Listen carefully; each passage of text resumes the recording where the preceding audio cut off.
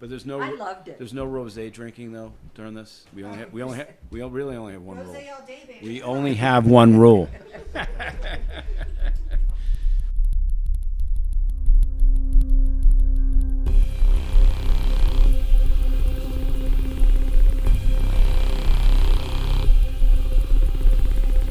Welcome to the edge of nowhere.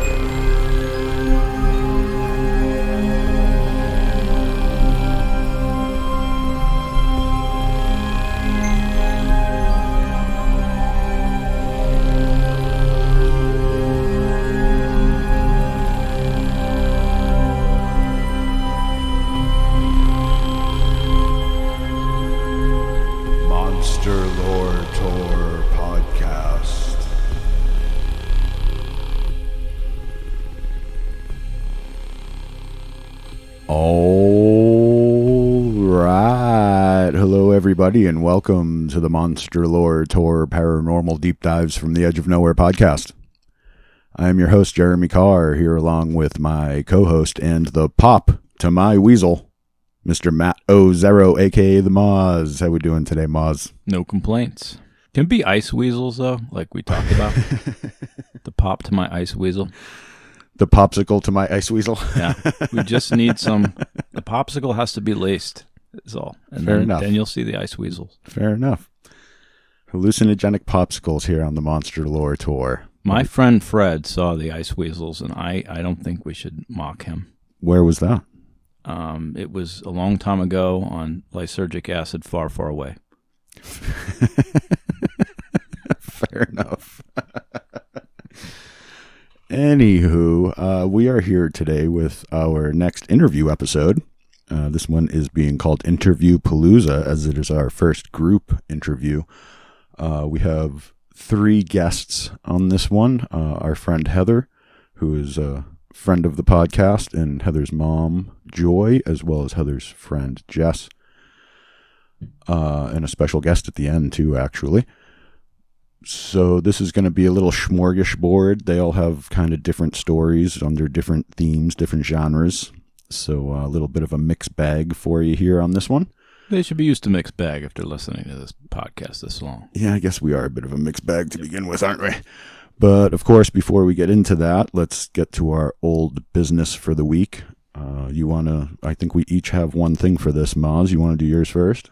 Sure, I will get mine over with. It's sad for me to say, but I think I did further research on my side trail excursion for last time, and I'm pretty sure the dates do not match. For those who didn't see it, I'll be quick, but basically I was trying to connect a person who was executed but waiting for a dog djinn to show up and save him. Because he said he would come back for him. Yeah, and the Newgate prison incident that happened in about 14 years later. So the time frames don't work out. Basically, this guy was executed July 20th, 1582. Oh, so you were able to pinpoint the timeline then. Basically, I have 1596 as the second edition.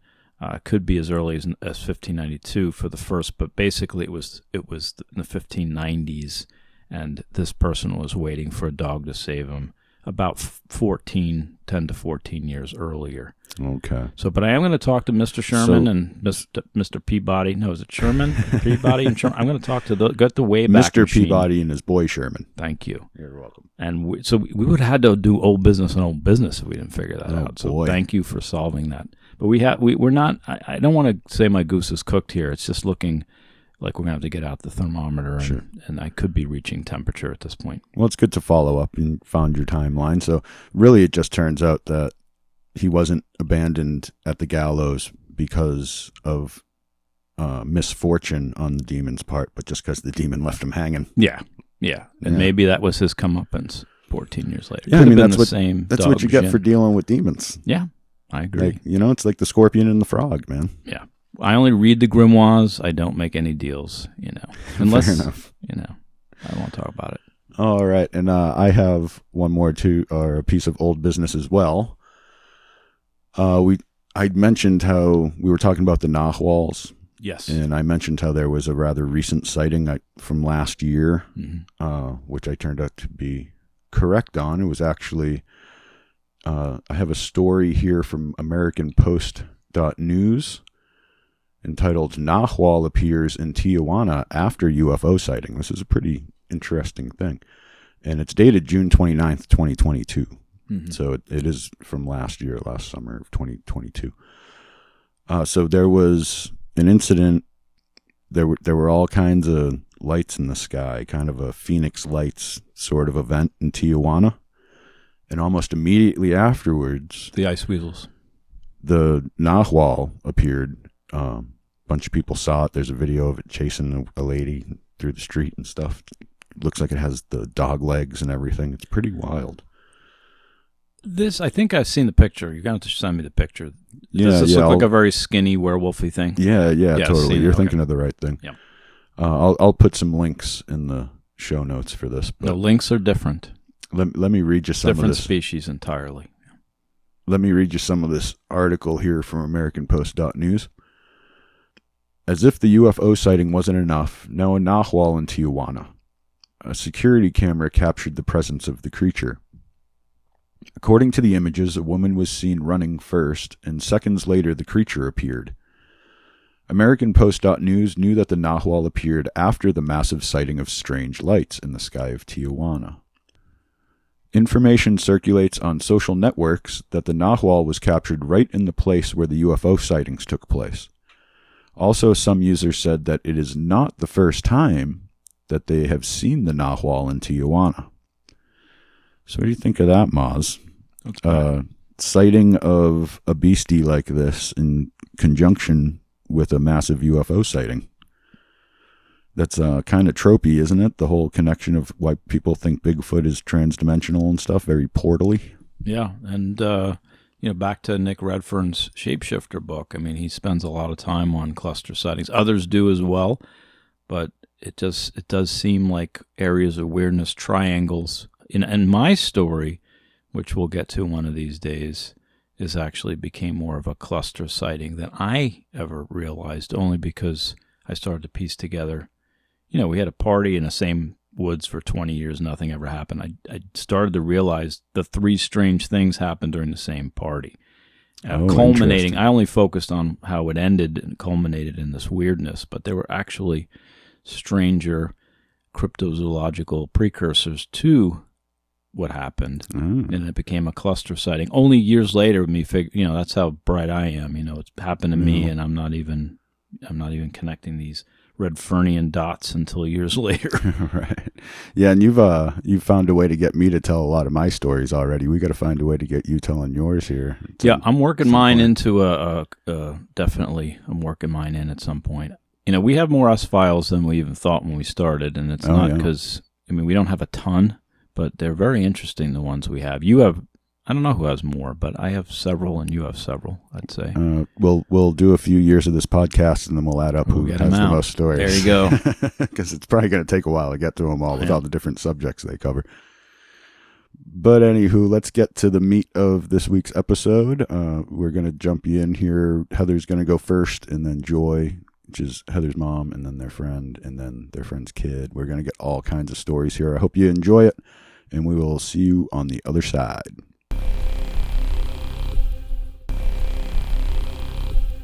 Today we have a very special interview episode. We're doing a bit of an Interviewpalooza today. We got a house full of people who want to tell us stories. This is pretty cool. First up is our friend Heather. She's going to share a few different stories with us, actually. How are you today, Heather? Hello. I'm doing great. Good. So we kind of freeform it a little bit.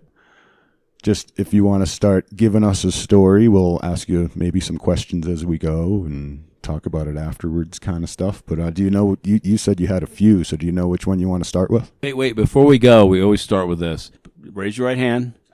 You swear to tell the whole truth and nothing but the truth, so help me Godzilla. Help me Godzilla, yes. I promise to tell the truth. All right, appreciate that. Okay, so my husband and I moved up to Kachina Village right outside of Flagstaff in 2010, and we Just to clarify for those who aren't in the know, Kachina Village is like a neighborhood out in the woods, like 7 miles south of town in Flagstaff. So you're definitely like living out in the woods in Kachina Village. Yes, that would definitely be true. And it was a pretty old, drafty house. It needed quite a bit of love. There's a lot of spiders. That has absolutely nothing to do with my story, but the spiders really terrified me. You remember the spiders from Gilligan's Island? Does anyone remember that? I love that show. Exactly. So this could still be relevant. But the house itself was a little creepy. We kind of referred to it as this like 1970s ski cabin. There was a lot of very original things going on. It was beautiful, this huge, beautiful window. And I thought, oh my God, this is going to be the coolest place, right? Like, we're moving up to the mountain. Like, what a super cool, like, hip sort of place, aside from, like, the very 1970s decor.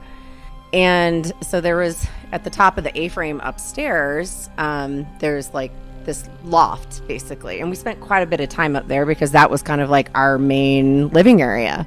And then off of that, above the garage, was this kind of fourth bedroom that was in this dark, very narrow A-frame kind of space. It was dark and creepy, and I hated going in there, and I always felt like somebody was looking at me. So right off the bat, you were getting real negative vibes from Almost that room. immediately. Like, almost immediately. And so I hated going into that room. I would not go past the thread. I'm like literally getting chills right now talking about it. It's so weird. I haven't talked about it in a while. Hated going in that room. But then there was this other bedroom downstairs where my office was. And I worked in there all the time.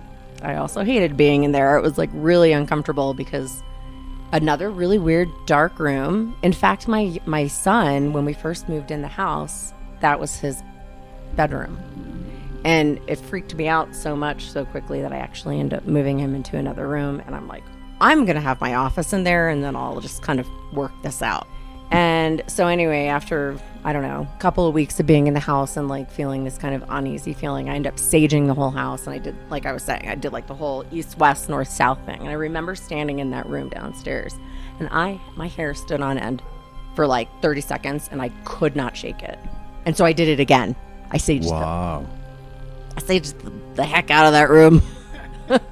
It's like it was fighting back against the saging or something. I don't know. A lot of people sage after we leave too. So Yeah. it's not a bad idea. Might be a good idea once we go too, yeah. We need to clean the air here a little bit. Yeah, that house was just generally creeped me out. But yeah, so then I went upstairs and I remember, and then I saged the that bedroom. And that one wasn't quite as alarming as the one downstairs. Like, I've saged houses before and I've never had that kind of physical reaction. So, but it was that one room though, and I was in there because I made it my office pretty soon after we moved in. So, but yeah, that was, and it continued. We lived there for a year and a half and never, ever, ever once did I ever feel incredibly comfortable in that house. So, And it was like being watched, you said. yeah, I did. I felt like there was always like this spirit. Like, I was convinced there was some old spirit. I even went so far as to research the house itself to see if somebody had died there or like who were the previous owners.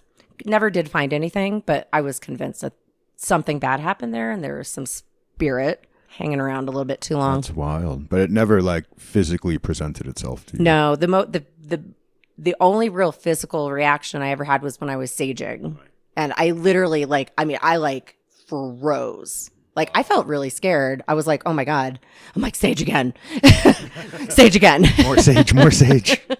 I mean, I went around windows, door frames, every corner of the room. Like, I was very thorough. It's rinse, lather, sage, repeat. Yes, basically. So that I was pretty happy to leave that house, needless to say. And I've never felt that way since. So like the whole spirits follow you sort of thing, I'm sure it's true, but it hasn't been for me. It was only that house. Yeah, it's probably connected to the place in that I think case. so. And even after all the saging and everything, you still felt that presence like throughout the whole time you were there? Mm-hmm. There was only certain parts of the house where I didn't feel uneasy, which was usually like the normal, like kind of open communal area. It's like in the dark corners, there's something lurking. Mm-hmm. Even in Zane's room that was right next door to that room that kind of gave me the most kind of reaction. Felt totally fine in there. Interesting. Yeah. It's actually, I think the weirdest thing there is that it was 2 different rooms. Because if it was just one room and it was contained in there. Yeah. It was just those 2 rooms. But there's 2 rooms. Opposite That's sides wild. of the house. It's too bad you couldn't find some real history on that house. One of the things to validate what you're saying is psychology. They're doing some experiments that they're actually finding that when people have this experience of being watched, they actually are. Like there's a real phenomenon that they do the double blind thing where they do these experiments where a person can't tell they're being watched, but there's actually a significant, more people that are being watched can sense they're being watched even when they should not know they're being watched. So it's a real phenomenon. So we can't discount it because, I mean, not to mention your hair standing on end, that's a real reaction. And then you feel like you're being watched, and there's more and more evidence to show that that's a real thing. Yeah. If you look those studies up, they exist. And It's like how electrons react physically when we observe them. Yeah. Maybe something from the 4th dimension was looking at you and you could feel it. I felt like I was being watched, but I also felt like a heaviness. You know what I mean? Like you can feel that presence. Kind of a sense of dread. Yeah. It just never felt good. And quite honestly, I kind of felt bad making people sleep in there when they'd come up to stay, but that's why nobody Mom ever stayed said there, right? anything. Right? Yeah, but even my mom, I don't even remember when you came out there to visit, but you must have at some point, No, you obviously. insisted Mom stay there. I remember. I was like, you better sleep in this room. Sleep there. Yeah. I hated going in that room. Hated going in that room. Passive aggressiveness is Oh my normal in a gosh. family dynamic. It's okay. But no one ever said anything to me who stayed up there either, which is funny because it was our guest room. And there's definitely a number of people who stayed and no one ever said anything to me, but now I wonder.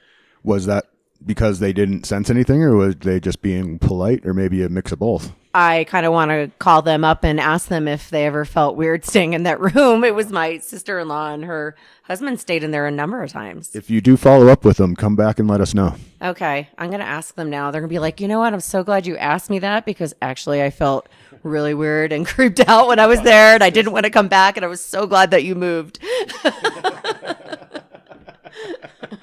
Thank God she doesn't make us sleep in that room anymore.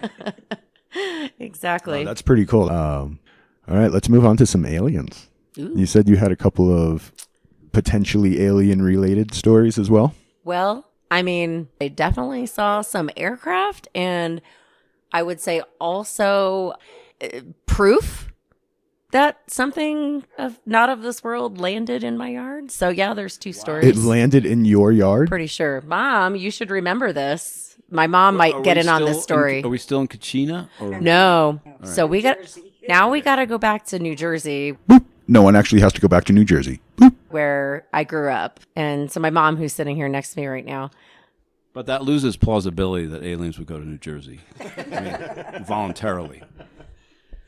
Where better for them to blend in? I'm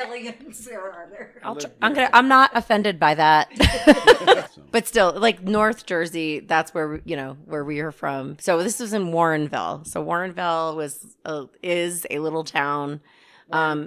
Warren Township, yeah, whatever you want to call it. It's kind of about, if you drew a straight line from lower Manhattan, like Holland Bridge, like 35 miles in, that's where you would land, right there in Warren. So it was really rural. I was just going to say that's out in the woodsy part of New Jersey. Very, like lots of trees. Everybody lived on acreage. We had 2 acres. So our house backed up to a schoolyard. And then like beyond that, like it was very wooded there. And this is going to be a really important part of the story. What I'm going to give you a little bit of context of the area.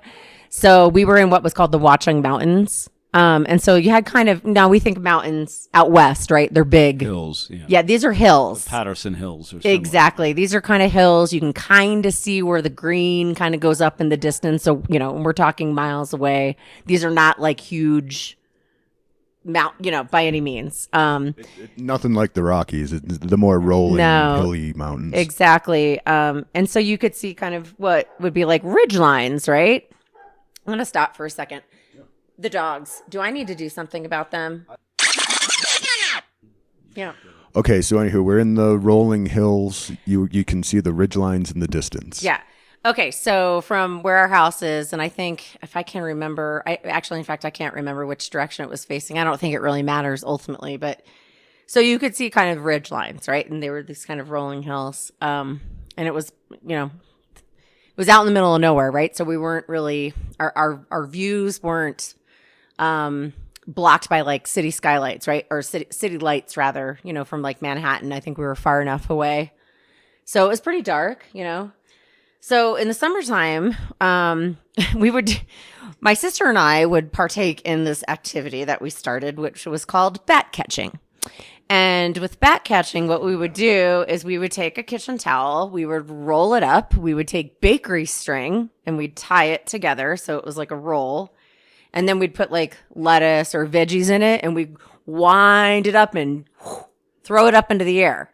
And we'd sit out there and we had at least an acre in our backyard, right? And so we would do that and we'd go bat catching and the bats would come swooping down at us. And all the kids in the neighborhood. Oh, yeah. And we would have our friends over all the time. I mean, this was the 80s, right? So like whatever, anything goes.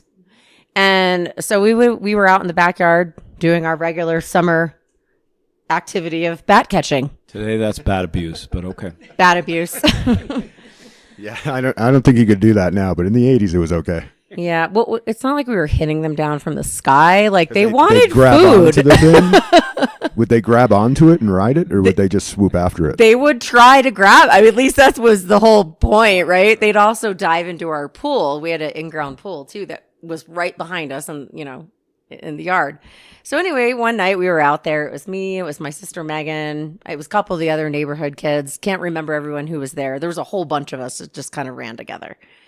And we were out in the backyard bat catching. And all of a sudden, we're looking out over the schoolyard so we can see one of the ridge lines. And all of a sudden, we see these lights blinking. There's about 3 or 4 of them. They're red, blue, white. I think were the only colors that I saw. And we could see them kind of just hovering over this horizon. Now, where this ridge line is, Mom, what is it? That was probably 10 miles away, if that. Probably less.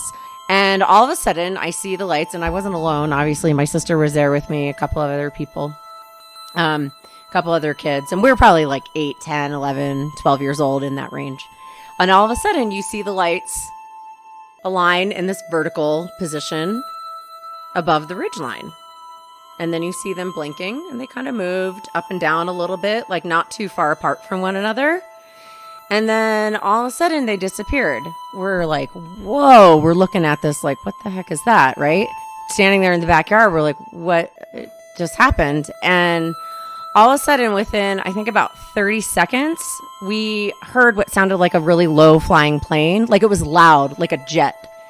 And you could see in the distance coming towards us, it was lit up in a triangle formation, and you could only see the bottom of it coming at us really, really quickly, but it was really loud. Like we actually thought a plane was coming and like landing. And so we start booking it back to the house. And remember, we're in an acre, so you can't just get to your back door that quick. We were terrified. My mom sitting here next to me right now was in the house. So I'm sure you can probably talk about how scared we were when that happened. And it came right over the house. And I remember it flying right over the side of our house, like our side yard, because it was right outside my bedroom window, like that part of the property. And it was really low. It was really loud, which is unusual for like the UFO story. But I had never seen anything like it. And then all of a sudden, gone. And that was when we were just running into the house. Like we were, God damn it, these fucking dogs. The thing that I can't explain is that we watched them move over this ridgeline for at least 2 minutes and moving around. And then when they lined up, that's when I was like, well, initially it looked like 3 different crafts moving individually. It did. And but then when it came over, they were in a triangular formation. Anyway. So that takes the whole possible regular aircraft out of the equation. The fact they were dancing around each other to begin with. Yeah, and it was they literally lined up. It almost looked like if you saw like a radio tower, but there was no radio tower there. Right. Like we saw it form. It was the weirdest thing I ever seen. So what about the landing in your backyard part?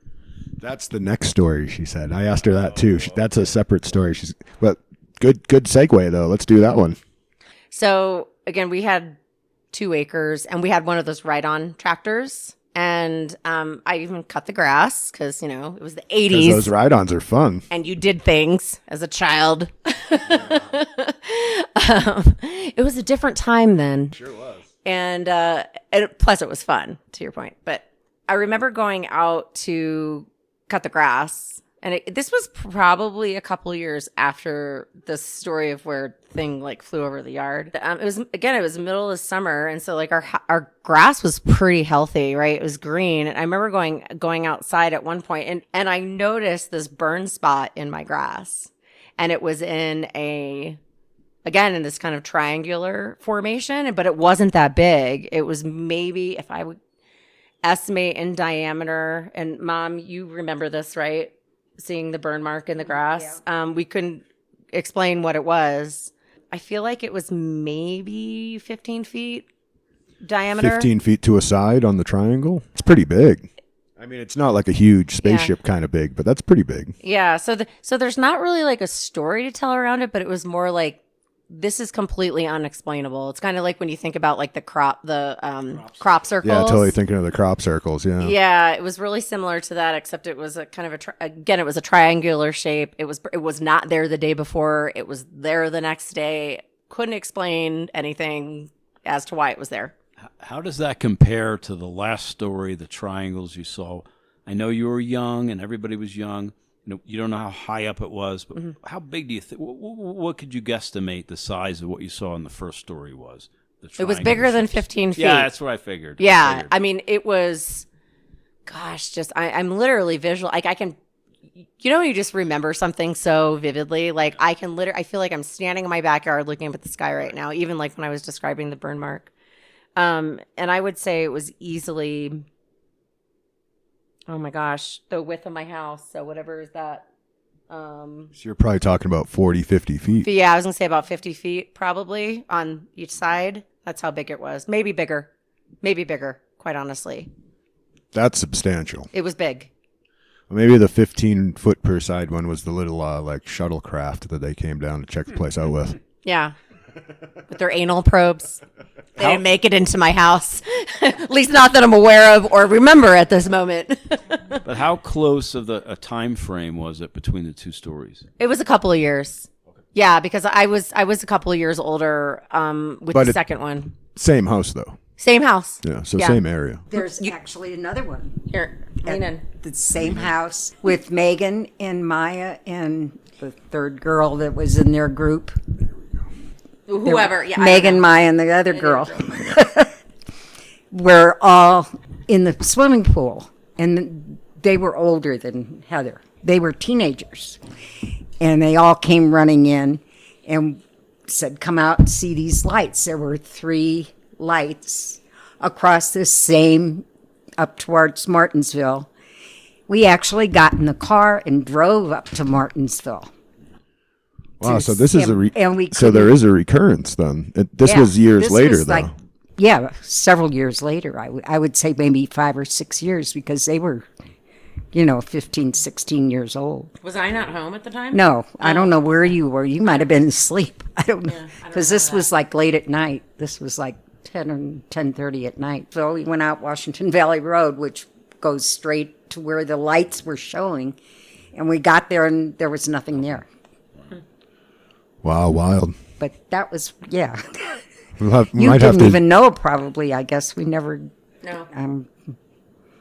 We might have to do some research on that area in New Jersey and see if we can find other stories from out there. Well, that would have been Somerset County where that was, because we were. And that was late 80s. I'd say 80s, maybe 90s. To 91-ish when all that stuff was going on. Yeah. Because the first thing that happened, I remember I was about 9. So. Last question: was there any comments about the burned area, the 15-foot? Did anybody have any? Did anybody look at that and say? Any landscaper come up to you?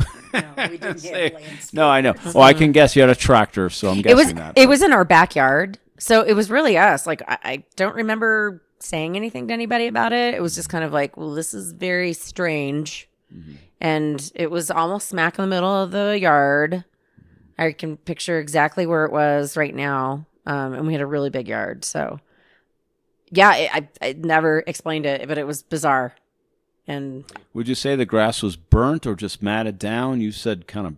It was just brown. It was brown. So it's almost like it died, not burnt. Yeah. It just died in a pattern. That's interesting. Yeah. So there you go. Yeah. Well done. Thank you, Heather. All right. That wraps up our first session for our Interviewpalooza today. You guys want to take a break and then we'll move on to the next one? Let's do it. All right, cool. All right, and we're back for part 2 of the Interviewpalooza we got going on today. Thank you, Heather, once again for sharing your stories with us. And now we're going to slide the microphone down the table here to Heather's mom. Thanks for coming. Thank you for having me here. You want to introduce yourself and tell us what you want to talk about today? I have several things. So more multiple stories. Good. All different things, actually. You did give me a little bit of one of them in a prior conversation, but which one was that? it was it your grandmother? My grandmother, yes. Yeah, that one. was the scariest thing that ever happened to me. Oh wow. Okay. But I'll start off with that. You want to start with that one? Okay, let's start with that. I lived in St. Louis then, and I was in my late 20s, I guess, sound asleep, and woke up because I heard my grandmother call me. Opened my eyes, and she was standing in the doorway. She was alive at the time this happened. But she was dressed like when I was a little kid with the house dress and apron, and she had terrible rheumatoid arthritis. She had the bones in her feet cut off because of it, and her hands were all crippled. Can't even talk about this. It's all right. Take your time. Take your time. She was standing in the doorway of the bedroom, and she said, "I want you to feel my pain." And I looked down at my hands, and they were crippled like hers. And she said, "You're my favorite," because I took care of her. I drove her, did her shopping for her and stuff. And I got hysterical. We woke my husband at the time up and said, "Something's wrong with Grandma. You have to," my mom and dad lived about 3 miles away. I said, "Go wake my dad up and have him go to Grandma's house." And she lived a couple streets away and my dad got up and drove over to my grandma's house and went in and woke her up, and she was fine. Nothing, everything was okay with her. But I felt the pain in my hands, and I was awake. My husband was awake. He saw my hands, which to this day I can't explain it. How long did the effect on your hands last? I would say maybe 3 or 4 minutes. Well, so it wasn't just for a second. No. And he could see your hands. And she was still standing there. I could see her. He couldn't. Oh, wow. But it was so bizarre. And then she died on my birthday, April 13th. How long after the incident was that? Like maybe 2 years. Oh, wow. So she wasn't even like on her deathbed or anything. No. She was, So what do you think triggered this then? I have no idea. I used to take her to the doctors and take care of her because I was home with my kids. I didn't work, so. Do you get the sense that she knew that you were feeling what she felt? Yes. Oh, yes, definitely. I don't know. I can't explain it at all. It was. Well, I'm almost at a loss on that one. That's impactful. It's still to this day. is for me. Did you ever have a chance to talk to her about that? Did you ever? No, I didn't want to. Yeah, you didn't want to freak her out. No, I never told her. I wonder if she had a dream of that happening. I don't know. But I woke up and I was sitting up in bed crying hysterically. Yeah, I bet.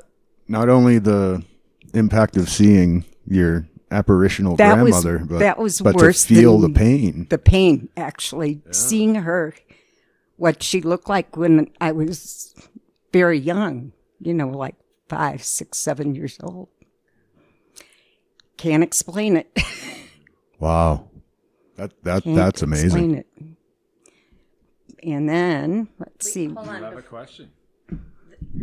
This just made me think of something, and I don't know why I didn't think about sharing this before, but that whole family connection, weird things happening. Like you had said, she died on your birthday. So we have a lot of weird things that happen, like birthdays and similar dates and things like that. And so at one point, and so this has to do with my mom's mom. This is your mom. Yeah. Okay. She died on September 4th, which she also was born on September 4th. And this is kind of a little bit of a weird story. So I used to have epilepsy. I guess I'm still an epileptic technically, but I was having grand mal seizures relatively often for about 15, 16 years of my life. And I had my wisdom teeth removed on September 4th. And Grandma was already very sick. Yeah. And she, so I had my wisdom teeth removed. And I remember I had come home and Jake was sitting with me on the couch. Jake's my husband. And I was in kind of recovery. And I remember sitting on the couch and it was right around noon. I remember because I had the surgery in the morning. And I had a horrible, horrible seizure. Like one of the worst I ever had. And as it turns out, my grandmother died within the same time frame of me having the seizure. She passed away. Because I found out about it within the hour. I believe you called me and I was like, oh my God. I'm like, I just had one of the worst seizures after my wisdom tooth removal.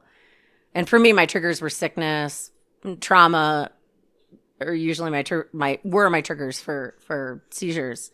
And they even put like anti-epileptic stuff into like my IV and everything. But yeah, I remember falling over and Jake like he slapped me, trying to get me out of it. And we found out within the hour that my grandmother had passed away right around the same time that I had that seizure. I wasn't able to go to her funeral because those seizures really just kind of wiped me out. So it's almost like you have the flu for a couple days. At least they were for me. So I wasn't able to go to her funeral because of it. But it did happen within the same 30, maybe 45-minute range. Seriously, like the poltergeist phenomenon and epilepsy there's some kind of connection. That same area of the brain is supposed to manifest or create or induce what have you.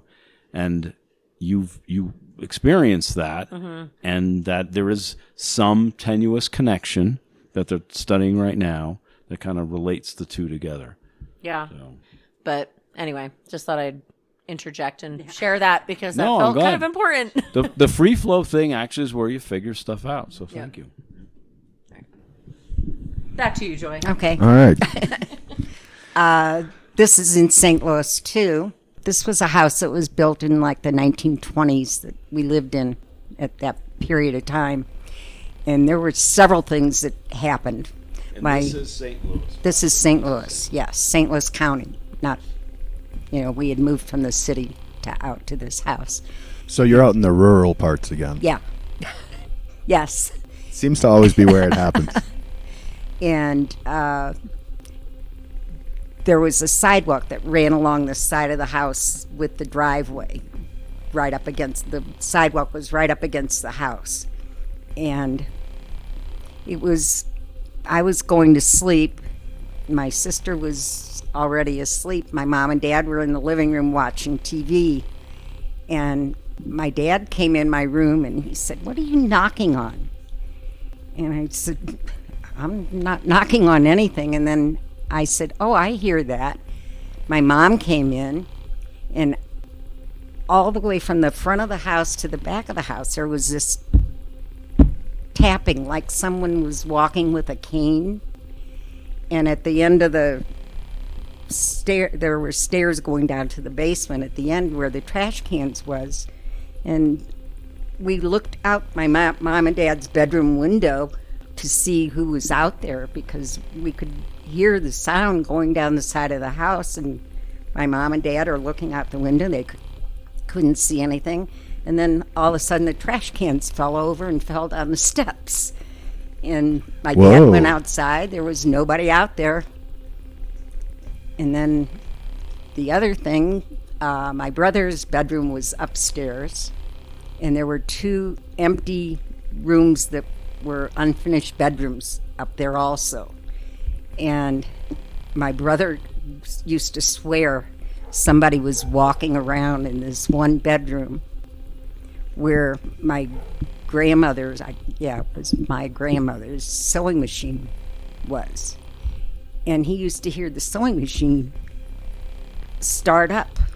You know, the pedal, it was the old pedal thing, and he could hear it. And he was always afraid to go into it. He was older than me. He was like 17, 18 years old. And he was still, you know, but he was up in that room, and he used to hear things all the time upstairs. One time I was going up to wake him up in the morning, and I opened the door to the stairway to go upstairs, and somebody grabbed my shoulder. Feel somebody's hand on my shoulder, and there was nobody there. This is full-on poltergeisty sort of stuff. I'm blaming your daughter for this. Yeah. But the back to the zinger story, did the person who heard it know what a zinger even was? Did they have to describe what was happening with the pedal, and it sounded like an old... Who heard the old My brother. Zinger? Oh, so your brother would know My the brother, zinger story. his room was upstairs, and his room... Right. And then there were 2 other bedrooms that were not finished. They were just empty rooms, and the sewing machine was in one of those. Understood. So he knew the sound. He heard the sound again. Yeah. That's all. All the time he used to hear it. Wow. And my dad would tell him it's it was crazy. knocking over barrels, making the machine run. That's very poltergeisty. Yeah. Did he get an extra scarf at Christmas? No. And then we moved to another house when I was 12, and in the middle of the house was like an octagon shape, like over here. Like all the bedrooms and bathrooms and closets are all like an octagon shape. Is this the house on Bellefontaine? Yeah. Okay. And on the one doorway going downstairs, there was a full-length mirror. And my mom and dad were out at a party. I was out on a date. Me and my boyfriend walked in the kitchen. And as I was going into this hallway, I saw my grandpa standing there. He always used to wear a hat, like not a bowler, but, you know, like a snap brim hat, and an overcoat. And he was dead. And he was standing in the hallway. I turned around and grabbed my boyfriend. I said, "Come on, take me over to Mom and Dad's party." I can't, because nobody else, my brother wasn't home, or no one else was home. And then again, my brother's room, our 2 bedrooms were upstairs. My brother's was at one end of the house, and mine was at the other. And after my father passed away, my brother and his wife bought their house. And he lived there with his family. He has 2 children. And his son slept in his old room. He had a dartboard on his bedroom door, and he came out of the bathroom. This happened twice, and darts flew from my room, and I didn't. His sister lived in my old bedroom, and she was only like 6 or 7 years old at the time when this happened. And darts came flying by his head into the dartboard, physical darts with points on, not play darts. He was a teenager when this happened. And this is a different house? This is the house we moved into after the other one. After the sewing machine and the trash cans get knocked over. Yeah. So it's almost like it followed you there. Yeah. Did your brother have like a huge amount of these stories No. to tell? No. It almost seems like it followed him because he's the one that seems Yeah. to be experiencing it all Yeah. the time. Yeah. But it also It was his son, though, that the darts flew by Oh, it was his son. But sometimes it's into not. his old room. Is it the place, or did it follow you, or is it you? And I only say that because, like, my family, there's another side. It's the females that have these experiences. I don't generally, but the females there's on one side of the family has these experiences a lot. So is it the place? Is it that it followed you, or is it the you? Or is it epilepsy? Because that's also. Yep, I'm looking at it. You guys definitely got a little of something in your family, though. I tell you what. That's interesting that you've been in multiple houses Yeah. that have had that kind of activity going on. Yeah.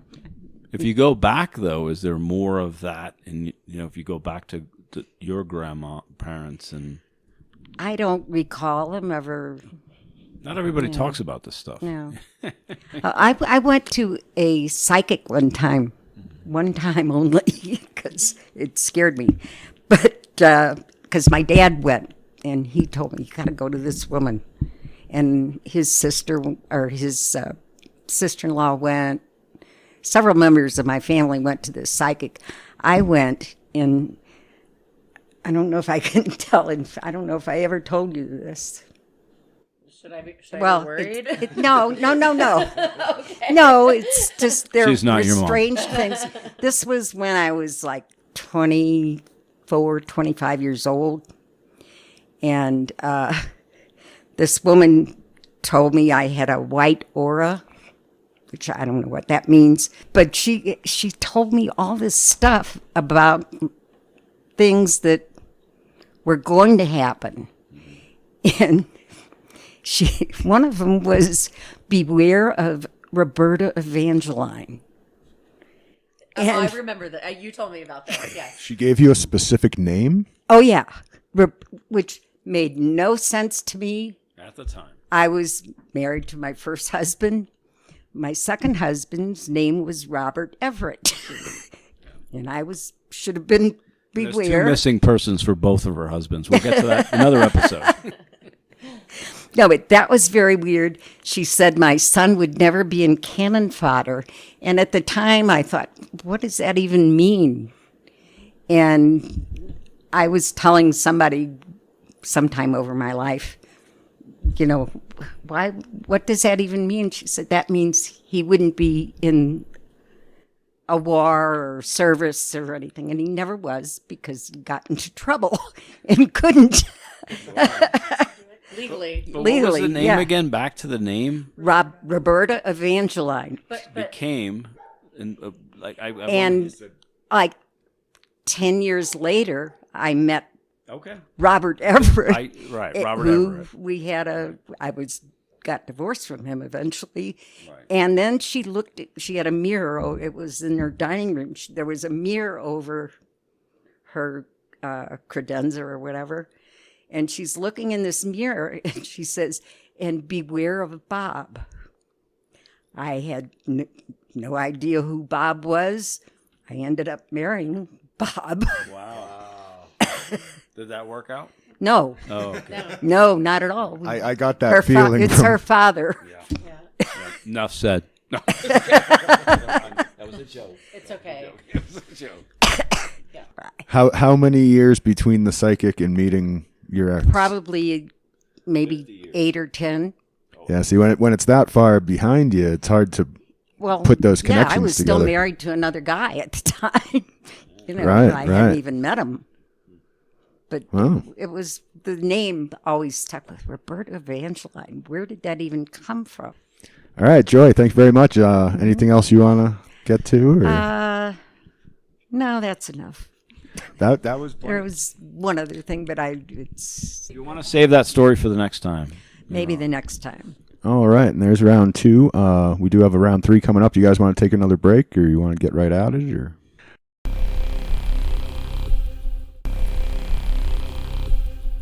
All right, so let's get into round number 3 here of our Interviewpalooza. Heather was nice enough to put the call out to some friends as well, and Jess showed up to talk to us today. I did. Thanks for coming. Thank you for having me. So you are a multi-story person as well. I huh? do. When Heather let me know this was going on, I sat there and thought, what all has happened? And then I counted it off on my fingers, and I'm like, there's been a bit. There's been a little bit. Did you have enough fingers? It continued on after one hand, but I'm only going to share a few. Whatever you're comfortable with sharing, because this is going to go public someday. That's what I'm hoping. You can always come back. I'm totally hoping. Let's go public. And you said one is just a couple weeks old, too. Is that one you want to talk about? I was going to try to go in kind of chronological There you go. order up until the most recent. But yeah, the most recent was literally within the past 2 weeks. And that was the one that, out of all the ones that I've had, that was the one that had the most impact. But let's do chronological then. Work our way I was up. a wee babe, and I've never told this story because I was probably 6 or 7, and as I mentioned in an earlier conversation, that I'm born and raised here in Flagstaff, and my parents and I lived in a little mobile home for a while in a neighborhood called Christmas Tree Estates, and wonderful mobile home, great place to live. And it is a little misleading that it's mobile homes because it is a nice neighborhood. It is a nice neighborhood. It was actually a decent neighborhood, based off of what we all see. It's Flagstaff. It's Flagstaff. Pretty much everywhere's a good neighborhood in 80s Flagstaff. Too. It was the 80s, so it was probably different back then anyway. But we're living in our mobile home. It's a drafty mobile home, and I know earlier we were having a conversation where when things happen, I try to debunk the experience because you want to make sure it's not something it's something just trying to be rational. But this was, I was a 6 or 7 year old child, and now I'm an adult trying to debunk what I was going through, and I just don't have an explanation for it. And the reason I haven't told this story is just the setting is uncomfortable.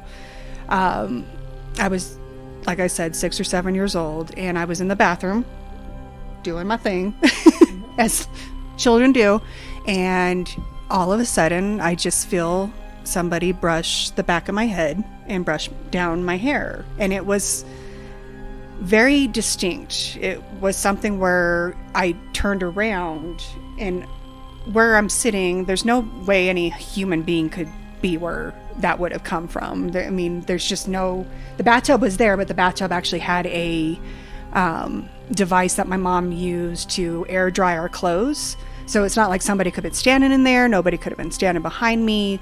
But I very much felt this, where it was the top of my head all the way down to my neck, that somebody just gently brushed my hair. And the way I tried to debunk it as an adult was that my house was drafty at the time. And all it did was kind of, move drapes around. It moved the shower curtain around. But I can't for the life of me figure out why something like this. Yeah, that's a very different feeling than a draft blowing through your hair. It wasn't a draft. I knew it wasn't a draft. So, but I never told anybody. It was one of those things where I'm like, I didn't feel comfortable. And it was an uncomfortable situation. I'm sitting on the toilet. Oh yeah, when you're at your most vulnerable so at that this point. is the first time I've divulged that information. So I kept that to myself, probably forgot about it. No big deal. Moved on as a 6-year-old child. A few years later, I think we're still living in the same home. We may have been in where my parents live now, in a different area of Flagstaff. And there was this, do you guys know who the museum club? Are you familiar with the zoo, the museum club? So that place is super haunted, by the way. We'll jump into that later.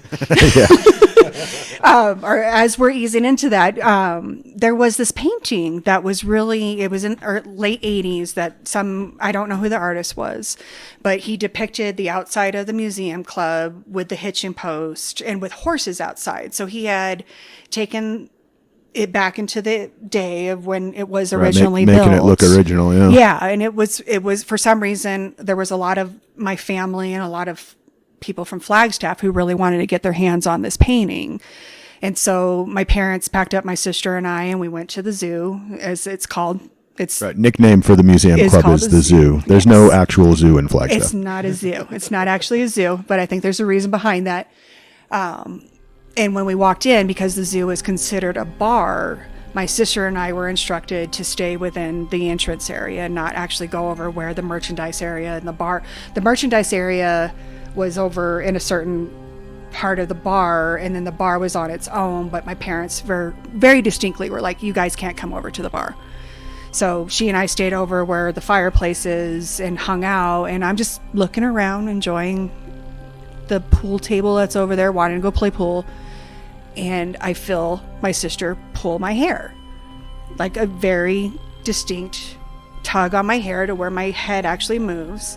And so I'm irritable at that point. I'm like, why is she pulling my hair? And I turn on her, and she's not there. She's all the way on the other side of the bar, over with my parents who are purchasing the painting, and I'm standing there all by myself. Yikes. And it was one of those things where I'm like, I don't know what I'm supposed to do in this moment. My hair was very much pulled, and I was pissed off at my sister, but it wasn't her. And it wasn't, again, debunking something like that. I was like, maybe she ran off. There would have been no way for her to have ran off. She couldn't have gotten that far that fast. I would have seen her She would have running still been away. running. She literally was just sitting over by my parents, leaning against my mom.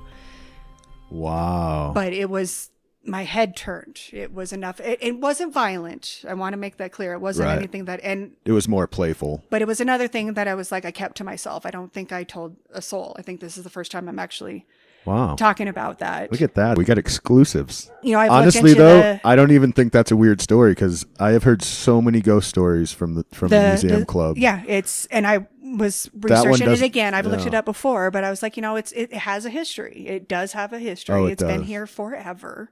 And a lot of things have happened there, like a lot. lot of sketchy things and people dying and all kinds of Yeah, stuff going because on in there. it started off as it was a taxidermist, and then it's turned into it's always been a bar of some sort, and it turned into stuff where it was not probably the most There was upstanding kind of yeah, and there was a business. speakeasy in Prohibition, and there was the doctor who owned it for a Yep. while, and his wife died under mysterious circumstances, and then he killed himself And it's gone there. through. And, that place has history. It has history, yeah, and it's incredible to look at that now and go, maybe this was something. I know. I mean, I can't rationalize what I went through, but it was something. It really was something. I'm pretty sure a ghost pulled your hair in the zoo. Something did. I mean, nobody else was there, so who else did it? What was the age difference again, just from the 6-year-old story to the... Just a couple of years, probably just a very couple of years at that point. And then I have my alien UFO story. And Ooh, another alien story too. I love So- this assortment of stories we're getting today. this one, it's going to be short. There's not a lot. It's weird to, as an adult and trying to remember those things, what you remember as a child, you do question, what were those memories truly about? But my dad was very keen on when we heard an airplane, when we heard an helicopter, so sorry, look in the sky, go look for that helicopter, go look for that airplane. So I remember being inside my parents' house and I heard a helicopter. So I just bolted to the window to go look at a helicopter, and I'm looking out the window, and whatever it was hovering over my street, and no helicopter necessarily is going to hover over your street. And from what I can remember, it had that kind of stereotypical shape to it, that it was the saucer kind of looking thing. So this was a saucery one, not the triangular It's not a pyramidal triangle, one. and it was small, and it's hovering over my street. It sounds like, and I do realize as a child I could be associating the noise with a helicopter, but it's probably its own noise. But I just sat there staring at it, and then I don't remember what happened after that, other than I know I told my mom I saw this thing, and she believed me. She knew that I was convincing enough that something was out there, but she wasn't sure what it was. Around the same time, my uncle was hanging out, and this is probably... So you remember seeing it, but you don't remember what happened after seeing it. As an adult, I don't remember exactly what happened after that. Interesting. Well, no, I'm just wondering if that's just because it's an old memory and you were a kid and you just don't really remember. And that's how I equate it. Or if the saucer people were like, oh, Or wait, she saw us. Could Wipe her have memory. been, hey, we're going to take Jess along for a little ride here. Well, since we're all X-Files fans, we have to check the back of her neck and just make sure. I'll lift up there. Just to make You sure. can check it out. Totally. We won't pull your hair. Just lift that up. Yeah, it's the I'll Men in lift it up Black for you. flasher, You don't yeah. have to worry about it. I do want to. I believe it was around the same time, and the correlation's funny that my uncle was hanging out with his friends in a neighborhood that's across the highway from where I lived at the time. So we're in the same area, and they're sitting back on the back deck, drinking beers, having a good time, and he sees something in the sky. And this is a person, in my impression of my uncle, is he's very conservative, very rational. He's not one to be like, there's lights in the sky, something weird's going on. But he saw lights in the sky and he's like, something weird's going on. And this was about the same time that I saw what I saw. A few years later, we moved into the same house where he saw the ship. You moved into the same house? We moved into the same house. That's like asking for trouble, you know. And it's not until you start like piecing things together that you go, that is kind of odd that this happened, and now we're in the same house. And being in that same house, we actually experienced things in this house. And this house is in Smoke Rise, which is north of Flagstaff. That's right near Christmas Tree where you were in the right first across story. the street, right across the highway. And the little bit I can share about the Smoke Rise house, we have a 2-story home. It's similar to this, where you've got the lower story and some of the bedrooms are above, but some of the bedrooms are below. And my parents were above, and my sister and I were in the lower stories. And we would have weird things happen, but you can't pinpoint it. You know, the dryer would turn on, but I think you can debunk that. My mom tells us a story about she had these crates on the upper level of their closet, and she stored like my dad's baseball caps in the crates, and then she nailed some nails into the crate to hang his ties. And she hung these ties, and a little bit later, after hanging them, my dad walks into the closet, and all of a sudden the tie and the nail are down inside the carpet and no longer inside the crate. And it's maybe she didn't nail it in tight enough, whatever, no big deal. So he goes down to pull the nail out, and the nail won't even come out. And so he has to wrap his shoelace around it to pop it out. And so the way he interpreted it is that it was all the way through the carpet. It was all the way into the floorboards. And it's one of those nails that has the cupped, like when you nail it in, it cups, and it wasn't cupped. I mean, that thing, either physics made that thing fall the way straight down. There's no way it hits hard enough to go into the wood. It did. I mean, he couldn't pull it out with his own fingers. Gravity wouldn't do that. No, he had to take something. But and someone get could have leverage. stepped on it later, though. It was still cupped in the original position. It never fell out of that formed. Yeah. If you stepped on a nail that was sticking straight up out of the floor hard enough to drive it into the wood, you would know you stepped on that nail. And my parents, I'm just saying, they're very conservative. They will not read much into things, but they're like, we can't explain this. No, you've been self-debunking all night. So. Yeah, because I'm like, I'm not. I don't want to lead anybody astray. those are my favorite stories, is people who don't even want to believe their own story. Yeah, they're actually more that believable. We can't talk ourselves out of it. Years go by. My next story is when I'm in my late 20s, and I was getting really close with this guy. We'd known each other as children, lost touch, re-encountered, started kind of hanging out, and I wasn't sure what was going on between us, but you knew something was happening. And he died all of a sudden, and tragic circumstances. And I had a really hard time with it because I got really angry with him before he died over something really stupid. And I'm one of those that I'm like, get pissed off and I'm not going to talk to you for a little while. So I had this grudge going on, and then he died. And I had to deal with the guilt of being involved with somebody who I was angry at over something stupid, and then he died, and how do I evolve from that? And it was one of the hardest moments of my life going through. And I finally got to a point where I was starting to feel better. And I'm hanging out in my apartment. And my apartment at the time was above my aunt and uncle's garage out in Westwood Estates, which is Kilty Lane. Over on the west side. On the way west side of town. not necessarily middle of nowhere, but you're starting to get into. You're out on the edge of it. You're on the very edge, and I'm one of those. I'm into the scary stuff. I do like watching scary stuff. I would sit out in that apartment and I would watch scary stuff all by myself in the middle of the dark, in the middle of nowhere, and I love it. I just get that rush from it. Yeah, it gives you that pins and needles. It really does. There's something about it that I enjoy. But there was one night I get home from work, and this is when I was working second shift at Gore, and so I get home at like 12:30, 1 o'clock in the morning, and I'm trying to decompress. And when you work second shift, it's different than working an 8 to 5. You've got to figure out how to decompress without anybody else around you. So I put on my earbuds, and I'm listening to my favorite band, Roger Clyne and the Peacemakers. Oh, how local. They are from Tempe, if I really know what I'm talking about. Yeah, they're a full-on Arizona band. Those guys. Awesome. They are my favorite.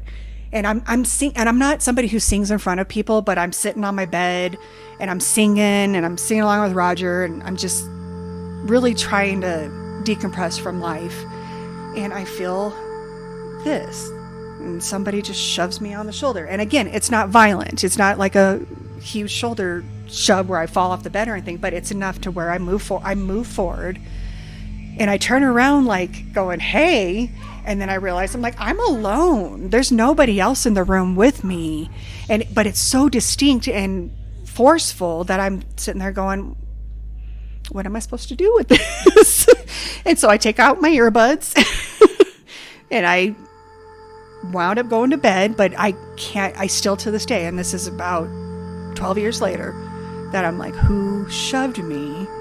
And again, I'm not usually the person to go here, but have you ever considered having a psychic kind of give you an idea who this might be? Because it seems like multiple things happening in a similar manner. There's been, and I'll bring up the most recent incident that happened in the past couple of weeks, that I get done with work and I decide to go and hand wash a couple of dishes, and I'm standing at my sink, and I have a tiny kitchen. It's not much wider than where we're sitting right now.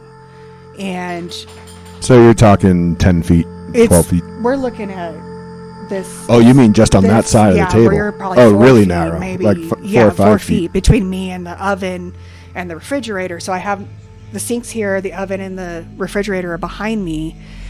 And one of the children that you guys keep hearing is my son, and I feel him run by me, brush by me, touch me, and I turn around to talk to him like, what do you need, baby? Because he's running towards the refrigerator. Nobody's there. Well, it touched me. It's almost like your stories are the same thing. Mm-hmm. Like you have this quick physical contact with whatever the spirit is. Yeah. It's almost like you got a guardian angel or something following you around. Maybe it's somebody just wanting to hang out, wanting to keep me company. But it's I think what kind of differs from what you've experienced. I've had the touch, like physically somebody's touched me, and then what do you do with that? And it's happened since I was very little. And that's what I've wondered. I'm like, it's just something that's probably sticking with me. And I don't feel threatened. I mean, when it happened a couple weeks ago, I did have a moment where I was like, I put the dishes down and I stepped away and walked away because it was just so. Well, it freaks you out. Yeah. That one freaked me out. Because I'm like, that's my kid running behind me. That's all that it was. And then nobody's there. And I have a cat. So I even was like, it wasn't the cat.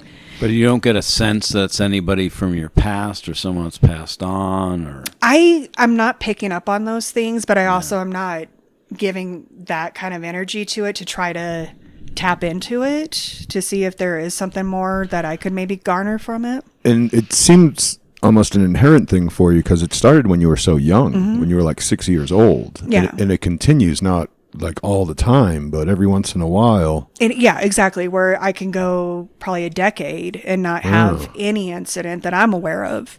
And then something significant enough to where it's like, if I wasn't being touched by it, I think it'd be different. It'd be like, okay, I just felt, the breeze or whatever. But it's also similar, the pulling the hair and the touching the hair and the pushing the shoulder and then grazing the back. It's those quick little glancing, hey, I'm here, but that's about it. Something's there. And there's times that you do feel like maybe something's hanging out, and I know when he was little, he would, I think we look at animals kind of sense things, and then little kids kind of sense things. And he was saying something when he was very little in the apartment that we live in now, that he was, where's that little boy? Where's that little boy, Mom? And I'm like, what little boy?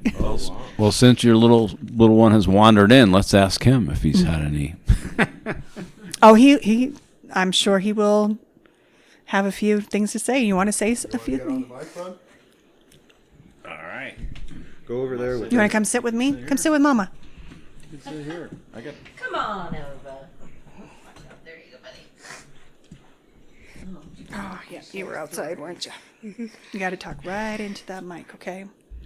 So I can tell the story? You got a story to tell? Mm-hmm. Yeah. So, Talking to the mic, though. this day I was sick at school, from school, and, I was in the bed, I was in my mom's bedroom, and I was on my phone, and then I randomly just hear, like footsteps, like really loud footsteps, but it couldn't have been the cat or my mom, because my cat was laying down and his feet, like, him stomping on the ground is not that loud. And second, my mom was working, and I started crying because of how scary it was. And it was, like, kind of in, like, my mom's closet. And, it was... So it wasn't like running down the hallway. It was banging in the closet. Yeah, like it was, like, really loud banging. Like, my mom first thought that it was upstairs, like, where our neighbors were. But it was in the room. Like, something was in the room with me.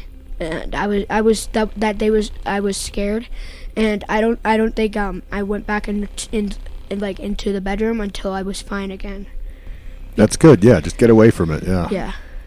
And I was like really scared, and I didn't like it at all, because I was like, it was terrifying how loud it was. Like, I never experienced something that loud in my life before. Wow.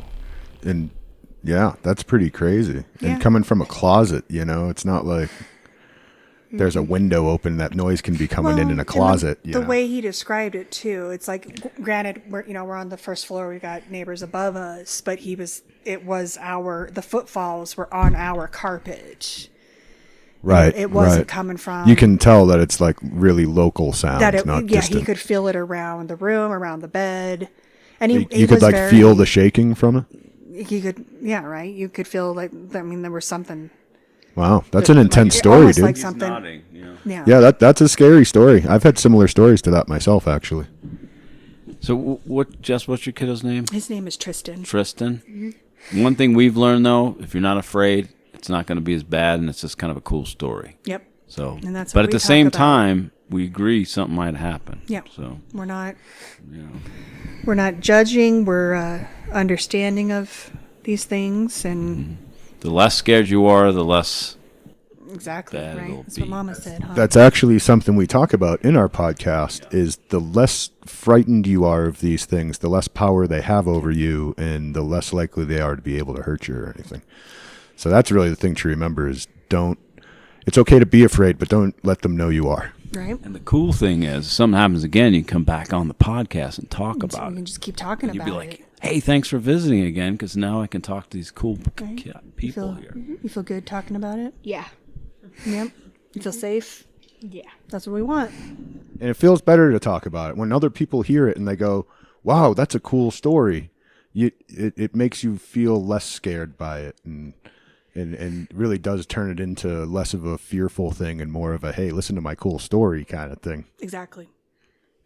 Awesome. Thank you. All right. I think we're ready to wrap up the Interviewpalooza. That was stellar. Thank you, everybody, for Thank coming. you. That I'm going to really enjoy editing this later. You edit out everything rosé, because I love these people, but the rosé. Rosé. I'm all day. Hey. I've heard this. Bottoms up, Heather. Rosé. To this point, this had been a beer podcast, but we got to open our spectrum a little bit. I was with the rosé, but then Heather has rosé and ice. And that's even less. That makes even less sense to me. Oh, saying yes. All right, you can stay. Why are you telling people this? This is the one part Heather's going to need edited out, is that she puts ice in her wine. I'll let you know, I never thought I'd be a rosé kind of gal. Okay. And then I became a rosé kind of gal. We're gonna try to stay open-minded in this podcast. It hurts less. It hurts less than that other stuff. Yes. Fun. That was fun. That was very fun.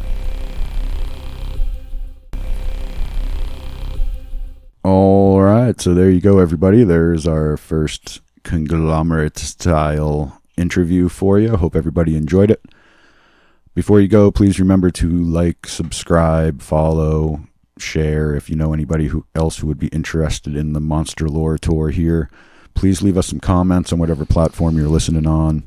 It would really help us a lot to get some feedback, see how we're doing. And if you could leave us a review as well, also very helpful. If you're really into it, check out our Patreon at patreon.com/monsterloretour for all the extra content and pre-release episodes that are in there. Anything to add before we go, Maz? I'd like to drop a review. No one has refreshed my beer in like a long time. I think he just gave me a 1-star review as a bartender. Yeah. All right, but that wraps it up for this week. We will see you next time here on the Monster Lore Tour. Till then, have a good one, listener.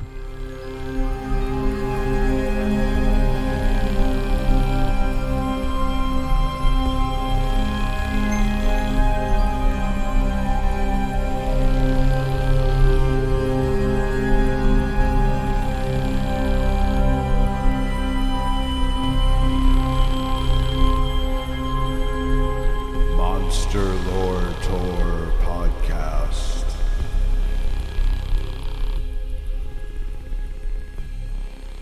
You okay there, man? I'm just trying to get the microphone closer to me the hardest way possible by like moving the earth towards me. The easy route. Shut